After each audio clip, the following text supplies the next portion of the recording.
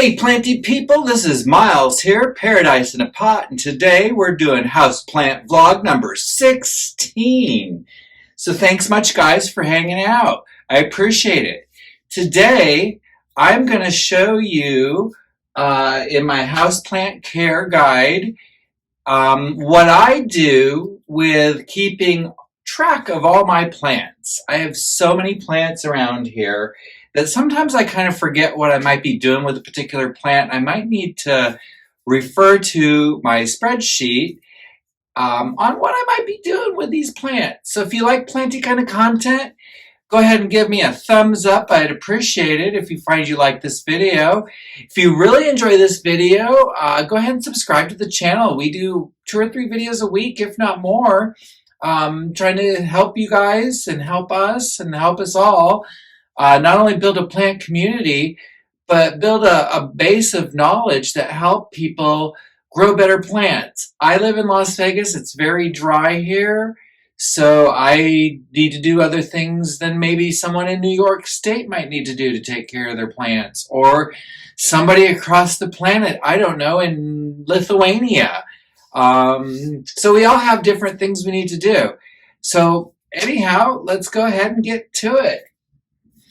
So as you can see on the screen now, I'm running side by side a recording of my computer screen here that I'm on.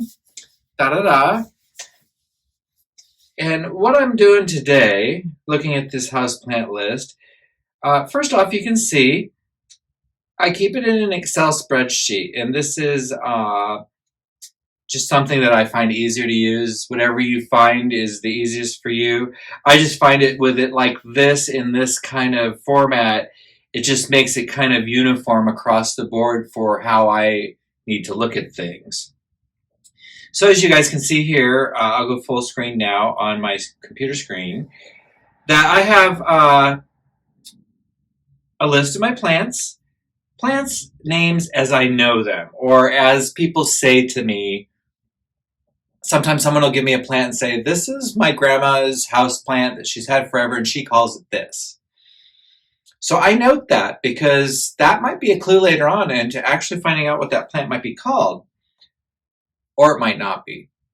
But I find it kind of fun history to go along with the plant, that if I ever take a clipping of that plant and give it to somebody else, I'm going to pass that information on to them. Whether they find it interesting or not, I don't know, but I kind of think it is. And then once I've had the plant, I try to discover the scientific name of that plant so that I can ensure its best care. Because if I can look it up, if I can Google something with its actual scientific name, I'll find a lot better results, deeper, more in-depth results on how to care for that plant, or at least where that plant may come from so that I can try to emulate the care for that plant. Then you can see where I bought that plant, the origin of the plant. Smith's for me here on this particular plant is a grocery store here local in town.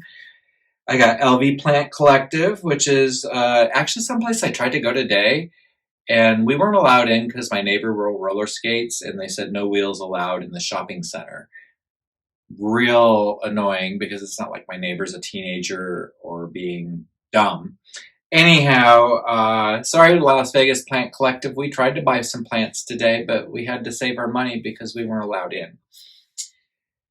Then as we go across, I put down, and keep in mind, I started this list after I'd accumulated a lot of my plants. So I had to just kind of go off memory of when I got the plant. I didn't have the exact date. You can see I started this probably mid-2021. So I've only been doing this list for about 6 months now, but I just absolutely had to do it. It took away a lot of stress from my plants. Because I have this list to go to, I can refer to it. It makes me feel a little more secure in what I'm doing. In case, especially like if I had thrips, when I had those kind of problems, it was nice to know, like, okay, who needs treating? Who's next to that? What else might be going on? Are they, is everything spreading? Have I contained it? So this just kind of centralized everything, and it made my mental health a lot better. Then I put in here notes of specific things I do. Poison. I do use systemic poison in my plants. Not all of them. You can see I haven't put poison in all the plants, because if it's a really hardy plant or I don't see problems, usually systemic poison starts off if I see fungus gnats, just because those are so annoying. I don't want them. I want them gone. The other thing I'll put a systemic poison into is either a plant that's had problems in the past to help keep it healthy, or a plant that's known to have problems, like an alocasia.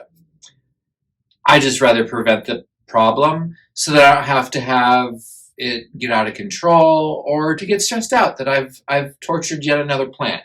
I'm not a plant torturer, and I don't want to be known as one. The next thing on this list is we have Kelp Spray. And as you can see, it's October. It looks like the last time I did spray. Kelp Spray is a foliage feeder that I use to feed my houseplants with. You just need like a little fingernail size, like not even a mini teaspoon of it, like the tiniest amount in a quart of water. You shake it up and you spray the foliage. And usually it's not really the best to spray down the leaves of your plants because it does shut down photosynthesis because you've made the plant close up all its pores that it uses for gas exchange. So normally I'd say don't spray the leaves of the plants. But when I use this foliage feeder, I soak the leaves, the stems, the petioles, everything on the plant because this foliage feeder is actually directly absorbed in through the plant leaves, stems, roots, everything. And I've always noticed that whenever I give this to my plants, everybody kind of perks up.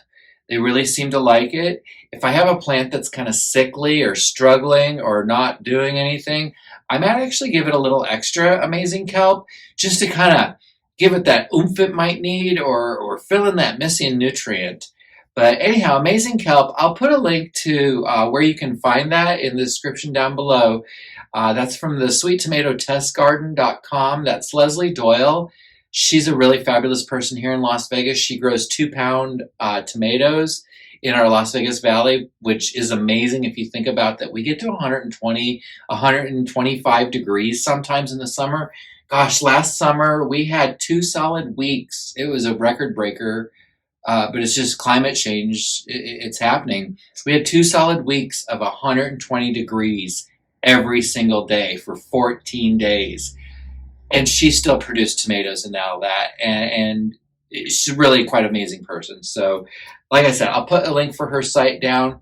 And just again to reference that, I cross-reference what I do for my house plants with what I might do with my outside garden. And I know this is not an outside garden channel, nor am I going to turn it into one until I get a plant yard until I get a yard, an actual yard I could grow a garden into. However, I do cross my knowledge of things and fertilizers and poisons and just overall general plant health care. Because, I mean, when it boils down to it, a plant is a plant is a plant. They are all pretty much green. They all pretty much photosynthesize. They all pretty much need water and light to survive. It's just a matter of what the right amounts are. Then moving along on here, I've kept also a slight, not totally accurate, but price of what I paid for each plant. Any plants that are zero plants were either gifts or found abandoned. We have found a few abandoned plants. I do not find the amount of abandoned plants that Svetlana finds over on Firefly in a room, and I'm wishing I could find some more plants like she does. She's got amazing luck at that. If you don't already follow Svetlana, a little break here, a little shout out to her. Please go ahead and take the time. I'm going to put her information in the comments below too so that you guys can follow her. So I keep a cost of all this, and I think I did tally this up. Let's see if it's on here still. I think I tallied up, and you can see the list goes on and on and on. Now, I didn't tally up quite yet what I've paid so far in plants. But what I will say is you can notice that towards the end of my list, probably starting in September, look at September, this is when I stopped purchasing plants. And it was mainly financial reasons. I just no longer had an income. I really don't have a way to pay for plants. However, I have found that since I've stopped, not only that, okay, and I'm not here to complain to you guys. I'm not here to beg for money, even though if you want to tip me, you can on Venmo. That's great. I'd appreciate it. I have just found that since I have stopped buying plants, and the other reason I've stopped buying plants, just to be quite honest, is I've run out of space for plants. You can see I'm kind of full up at the end here with houseplants. My husband's probably a little frustrated with so many houseplants that we have that I'm almost kind of just wanting to take care of and appreciate and love on what I have. And if something's not going to make it, I'm not going to go too crazy to save it. I'm not going to neglect it and watch it just wither away, but I'm not going to jump through hoops to make something survive at this point. Because right now, as we stay in our location, which we'll probably stay here for at least another year or so, we just don't have the space for any more house plants. So you can see on here, it's just kind of tapered off on what, and look, is one of the last plants I paid $30 for that, Rhaphidophora decursiva. And then down here, we can see, I bought a 99-cent store plant, which is a little Haworthia, which is really cool, actually. I liked that plant. Then I bought a Go Glow Syngonium at the 99-cent store, which was $3.99. And then I regretfully, about a month later, look at this, almost exactly a month later. Actually, this is a month later. I was at the 99-cent store and they had this variegated umbrella plant. I thought, that Syngonium did so well, I just transplanted it right away and it did fine. When I brought that Schefflera home, I had so many feedback inputs telling me to not transplant that maybe let it acclimate for a week or two to do a better transplant on it. And I appreciate everyone's good advice on that. I'm not saying it was bad advice. I just feel, however, I might be wrong, but I may have probably been better off had I immediately transplanted it, because that thing got root rot and died. Kind of sad about that one. But then I started receiving, look at all these gifts. Where it says Succulent Plant Panda, these were all gifts. Look at that. He really gave me a lot of nice gifts, and I appreciate that. I have a fan from Instagram.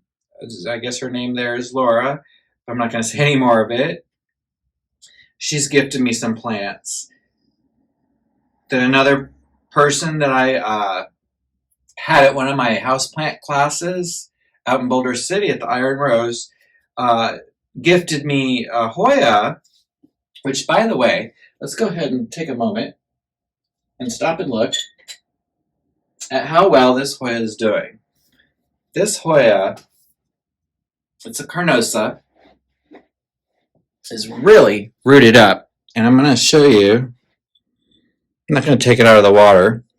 But look at the roots on that. And that's only been, it's 2 weeks and a day that I put that in the water. And the roots are just getting so long that I feel by the end of next week, I'm probably going to be potting this guy up. Because I just feel that it's gotten so full that it's about ready to be planted up. And I'm seeing that it could use a little top off of water here. So I'm going to go ahead and do that with you guys. So we can call this plant chores too, right? So, very excited, very grateful for all these little gifts of plants. I love a plant cutting. I love a baby plant. I love making a little plant into a big plant. Like, here's a good example. This was one little piece of Dischidia back in September. And now look at all the branches that are coming off it. I just absolutely love this Dischidia. And see, there's the thing. If I'm not quite sure what the name is, I can go on here and, okay, I know I got this during the plant swap. It's a Dischidia. I didn't know what it was called. That's what I called it. And this is what it is. So it's a Dischidia ruscifolia variegata. I got that on September 22nd. Like I said, it was just this one right here, just one little vine, and now it's like 1, 2, 3, 4, 5, 6. and it is just doing its best to survive and thrive in my care. And I cannot be happier with this. And really, with these Discidias, I don't really water them too often. I just kind of like moisten the soil down every now and again.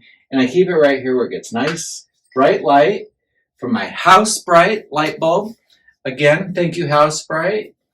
So it's just another reason why I like to have this spreadsheet. Along here, past the cost, if there's any pests or problems that I have, I mark that down so I know. So let's go back up here and see if I can find a plant that, oh look, this had thrips. And I'm thinking this Philodendron Xanadu might not actually be a Philodendron Xanadu. We've been hearing Philodendron Adam that kind of looks like that. So let's go ahead and I'm going to go ahead and edit the name. And I'm going to put Adam, A-D-A-M, in there because I think that might be what we're looking at. And then another one during that plant trade, let's go to where the plant trade was, see if we can find that. This Monstera Peru, I've recently learned, and I was watching Summer Rain Oaks, I think that's how you say it. I was watching her the other day. She was doing a tour of a conservatory, and she picked up a plant, and she said, this looks like a Monstera Peru. She's like, but I have yet to ever find the name for the Peru. And on that particular plant tag, it said Monstera pinnata arteriata. And I'm going to put that name up on the screen because I probably just butchered it because I haven't taken time to practice that. And when I looked that up, Google told me that that name often gets confused with Monstera, and I'm going to put it on the screen again, Karstenianum. And that's spelled Karstenianum. And we're going to go ahead because that is exactly what a Monstera Peru is. So now we all know, well, maybe everybody knew but me, what a Monstera Peru is scientifically called. And now I have another Monstera, thanks to Summer Rain Oaks, that I'm going to need to collect. Well, I'm going to go ahead and scoot on over here and show you the after pest scene. I then talk about plant regions, and I've been slowly but surely trying to get this filled out. I'm trying to put down exactly where the plant comes from in the world so that I can make a little bit more of an informed decision whether or not I'd even want to collect those kind of plants or a plant from that area because of possible poaching or problems of that nature. I also feel that if you know where the plant comes from, you can find out what the weather's like there and maybe figure out what the plant would best like. That's how I learned that the Hoya linearis likes a cooler temperature. They don't like to get over 75 degrees. If it gets too warm, they start to drop leaves. And I'm really kind of curious where I'm going to keep mine here in the next few months because it's been growing really well in my cool living room. But I'm afraid that once the summer gets here, even though I do run air conditioning, it may be too warm for it. So I might keep it in the fridge. Who knows? Not in the fridge, but you know what I'm saying. So that's why I keep where the plants rain from. And then at the very last one is where I just keep particular notes on plants if I find something unusual or something out of the ordinary or something like right here. I bet you this is my Birkin. Yep. No. Yep. So my Philodendron Birkin, I decided on 11/11/21 that I was going to find out what was going on with the roots because the leaves of the plants were just coming out so retarded and so weird, and there was no pest on this plant. It had nothing visibly wrong. It was being fed, plenty of light. The soil was doing okay. Well, when I took that apart, and there's a video that you guys can go back and look for if you want, but when I took apart the plant's roots, I discovered that it was inside those little net pods that you use to start an outdoor garden. And I find that tropical houseplants don't have the same strong roots that a vegetable plant would have to go through the nets and really break it apart like what you find outside in the garden. And I took all those net pots off that plant's roots, and actually since I've done that and I put it into a better soil, it's really started taking off. So it is doing a lot better. I just made a note of it that I fixed it on this day. This got a discount as it had rotten smell. That's probably my alocasia. Yep, there's that alocasia poly, which I paid $6.95 for. And I brought it home and I totally took off all the soil. I cleaned off all the rot. I dipped it in hydrogen peroxide. I saved one leaf on it that looked horrible. And after about 3 months, it started to grow. And I've had that alocasia poly. Let's see. Oh, it says here 1014. Oh, no, that's that. And I bought that in 2019.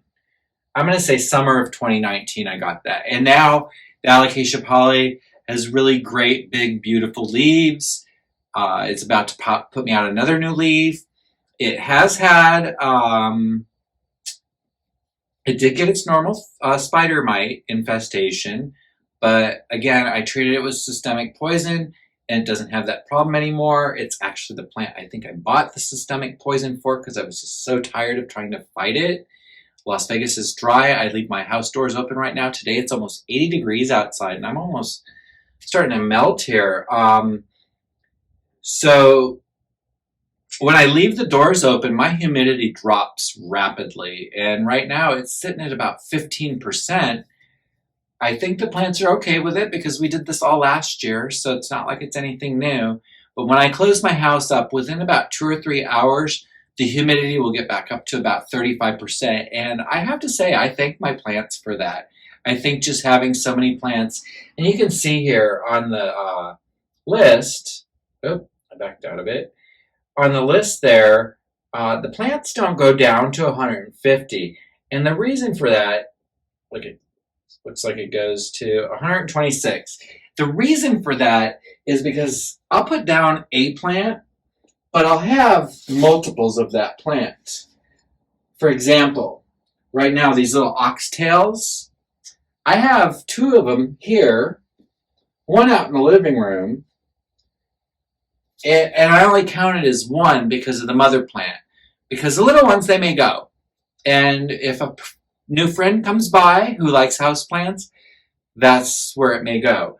So technically, I'm going to say I have at least 150 pots, and if you'd like one day, maybe I'll go through and count each one. But roughly, I have about 126 different types of houseplants. So anyhow, this is why I keep track of everything on spreadsheets. I hope this helps you out. If you'd like me to send you a copy of my spreadsheet, please send me a message on Instagram. I'd be more than happy to send you a file of this, maybe in an email. Just give me your email, ask me for the file, and I'll shoot it off for you. I don't mind sharing it because maybe you have a lot of the same houseplants I do. So, all right, well, I want to thank everybody for watching today, and I'm going to wish y'all a happy Valentine's Day. It's the day before. If you're watching the Super Bowl, well, then you're not watching my video. So what's wrong with you? All right, everybody, I want to thank you so much for watching today, and I want to wish you a great Sunday. I hope it's lovely where you are, and I just want to say, again, I appreciate every single one of you. Every comment, every instant message, every like on Instagram. It means a lot to me because in this crazy world, it's full of mean, bitter people out there, and I can't say what an opposite group of people I get right here on YouTube. And I just want to say thank you all so much for being such great people. All right, here's to growing greener plants, bigger plants, healthier plants. We'll see you next time. Have a great day, guys. Take care. Bye.